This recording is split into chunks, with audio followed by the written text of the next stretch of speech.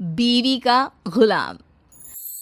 भाई, बीवी की बात सुनना हर समझदार व्यक्ति का फर्ज होता है, माना। लेकिन ये क्या कि सिर्फ सुनते ही रहो और अपना कोई दिमागी ना हो। अरे सुन रहे हो? अरे सुन ही तो रहा है ना, और कर ही क्या रहा है ये? सुन रहे हो? ऐसे बोलती है जैसे मेरा लड़का बहरा हो। हाँ हाँ बस करिए अब। बहरा ही तो है आपका लड़का। बीवी की बात को जो ना सुने उसे बहरा ही कहते हैं। अरे कहाँ रह गए? सामने से दिनेश हरे रंग की कमीज के साथ पीले रंग की पैंट पहनकर खड़ा होता है। देखो, जरा देखो खुद को। माँ ने तो न जाने क्या क्या पहना कर बड़ा कर दिया, लेकिन फैशन सेंस बीवी ही देती है। देखा क्या जच रहे हो? तभी पास खड़ी बहन आ जाती है। बस एक कमी है भैया, गले में नीले रंग का रुमाल बांध लो, फिर तो पूरा रंगारंग कार्यक्रम लगोगी। ये क्या है भैया, मतलब कुछ भी पहन लेते हो? अरे क्या पहना है ये? अब तेरी भाभी लाई है। वो रंगीला फिल्म में आमिर खान ने भी ऐसी ही ड्रेस पहनी थी। क्यों रमा, कैसा लग रहा हूँ? बिल्कुल आमिर जैसा लग रहा हूँ ना मैं? आमिर खान? वो तो आपके सामने कुछ नहीं लगता है जी। कैसी बात कर रहे हैं आप? तो सभी हीरो से ऊपर हैं। अच्छा चलो, मैं ऑफिस के लिए निकल रहा हूँ, देर हो रही है। अरे भैया, ये मत पहन कर जाओ, लोग हंसेंगे। देखो शिल्पी, अपने पति को बताना कि क्या पहनना है और क्या नहीं, समझी? अरे रहने देना बिटिया। पर माँ, भाई तो मेरा है ना, तो मैं। अरे रहने देना, जब तेरे भाई को ही कोई फिक्र नहीं है तो तू क्यों चिंता कर रही है उसकी? दिनेश दफ्तर जाता है, जहाँ रास्ते से लेकर ऑफिस तक सब उसे घूरते हैं और मन ही मन हंसते हैं। क्या बात है, ऐसे तो कोई मुझे देखता भी नहीं था। आज देखो कैसे सभी घूर रहे हैं। तभी दिनेश के दफ्तर में काम करने वाली श्रद्धा आ जाती है। क्या बात है दिनेश जी, लग रहा है जैसे कोई हीरो ऑफिस में आ गया हो। अच्छा, मतलब आपको भी पसंद आया? कल से ना मैं ऐसे ही ऑड कॉम्बिनेशंस पहन कर आऊंगा। आपको तो पता ही है कि मेरी नई नई शादी हुई है। तभी दूसरा बोल पड़ता है। ओहो, मतलब पसंद भाभी जी की है। वैसे दिनेश जी, बीवी की इतनी भी बात नहीं माननी चाहिए। जलन हो रही है आपको? श्रद्धा जी ने मेरी तारीफ कर दी तो हैं? कोई बात नहीं, जलिए जलिए। पति घर आता है, जहाँ बीवी उसका इंतजार कर रही होती है। कैसा रहा आज ऑफिस में? बस मिल गई थी ना वक्त से? अरे आज तो कमाल ही हो गया। अरे दूर से ही बस मुझे देखकर रुक गई। मैंने तो हाथ भी नहीं दिया था। और फिर क्या, सभी मुझे देख रहे थे। मैं तो आज ऐसा फील कर रहा था जैसे कोई हीरो। देखा, मेरे कहने पर चलोगे तो राज करोगे पूरी दुनिया में।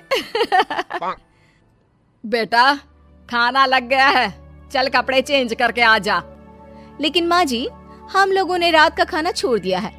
वो क्या है ना, डॉक्टर भी कहते हैं कि रात को हल्का खाना चाहिए।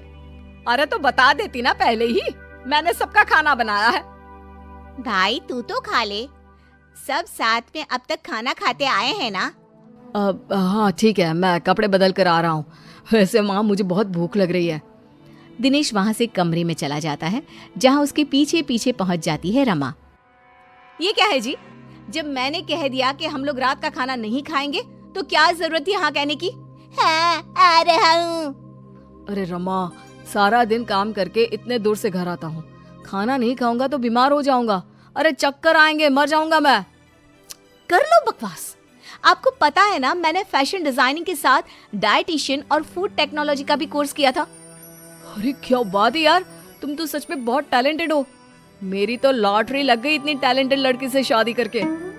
हाँ, लेकिन उसकी मानोगे तब ना। अरे रात का खाना पेट में रह जाता है, वो पचता नहीं है, इसलिए रात में खाना नहीं खाना चाहिए। अच्छा, तो मैं मना कर देता हूँ। बात तो सही है, रात को तो बस सोना ही है। मैं अभी माँ को मना करके आता हूँ। दिनेश बाहर जाता है और माँ से खाने को मना कर देता है। देख बेटा, ठीक है कि बीवी की बात माननी चाहिए, लेकिन माँ की भी बात सुन ले। हल्का खाना है ना, तो तू ये 1 कटोरी दाल और 1 कटोरी ये हरी सब्जी खा ले, ठीक है? ठीक है माँ, ऐसा करता हूँ। बस भूख तो लगी रही है, पर माँ बताना नहीं, रमा को बुरा लग जाएगा। बस एक शर्त, कि तुम रोज ऐसे ही खाकर जाओगे। अच्छा ठीक है, मैं रोज ना सिर्फ दाल और सब्जी खाऊंगा। दिनेश खाकर कमरे में जाता है जहाँ रमा इधर उधर घूम रही होती है। अरे क्या हो गया मेरी डॉक्टर साहिबा को? कुछ नहीं, बस वॉक कर रही थी। रमा को भूख लग रही होती है लेकिन वो करे क्या, कैसे कहे कि चलो दिनेश खाना खा लेते हैं। वहीं दिनेश मन ही मन माँ और बहन का शुक्रिया अदा करता है। दोनों सो जाते हैं लेकिन आधी रात को। हाय क्या करूं, भूख के मारे नींद ही नहीं आ रही। चलकर देखती हूँ क्या क्या रखा है। रमा किचन में जाती है लेकिन बाहर ताला लगा होता है। हे भगवान, किचन में ताला कौन लगाता है? पानी पीकर ही सो जाती हूँ। अगले रोज जब सब नाश्ते के लिए बैठे होते हैं तो रमा, पूड़ी, एक और पूड़ी। भाभी इतना भी तला नहीं खाना चाहिए, आप तो डाइटिशियन है ना। हाँ रमा, मैंने भी मेरी सहेली मैगजीन में पढ़ा था कि ज्यादा तला खाने से फेस पर पिंपल्स निकल आते हैं। अरे बस बहू, अब नहीं, 2 से ज्यादा बिल्कुल भी नहीं। अरे कल को तेरा फेस पिंपल से भर गया तो मैं कहाँ इलाज करवाऊंगी? रमा जैसे तैसे आधा पेट खाना खाकर कमरे में चली जाती है और फिर होती है रात। माँ ला, जल्दी से दाल और सब्जी दे दे। हाँ हाँ लेकिन बेटा बहू, अरे माँ वो डाइटिशियन है ना, उसकी आदत है भूखे रहने की, लेकिन मुझे तो तूने हमेशा खिला पिला कर पाला है। चल माँ, अब मैं चला अपने कमरे में। वहीं रमा एक बार फिर भूखी रह जाती है। दिनेश, वो तुम रात में खाना नहीं खाते हो तो तुम्हें कोई प्रॉब्लम तो नहीं हो रही है ना? दिनेश, जिसका पेट उसकी माँ के खाने से पहले से ही भरा हुआ था। नहीं तो मेरे लिए मेरी बीवी का आदेश सर आंखों पर। मैं नहीं खाता खाना, और सच्ची रमा बड़ा एनर्जेटिक फील करता हूँ मैं। रमा जिसका पेट पूरा खाली था वो सोचती है कि कहाँ फंस गई।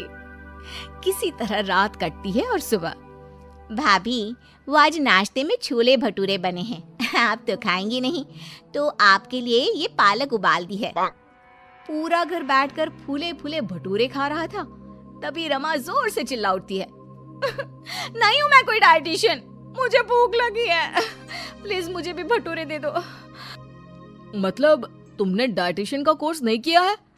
नहीं, वो तो मैं बस तुम्हें इम्प्रेस करने के लिए। मुझे भूख लगी है।